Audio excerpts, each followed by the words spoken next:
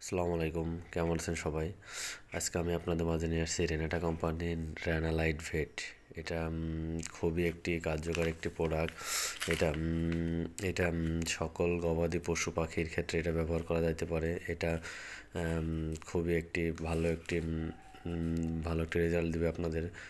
দেখা যাচ্ছে অনেক সময় গবাদি পশু পাতলা পায়খানা করতে করতে গবাদি পশুর শরীরে পানি শূন্যতার কারণ দেখা দেয়। সেই ক্ষেত্রে আমরা এটা ব্যবহার করতে পারি। গবাদি পশুর পানি শূন্যতার যে কোনো কারণের ক্ষেত্রে আমরা এটা ব্যবহার করতে পারি।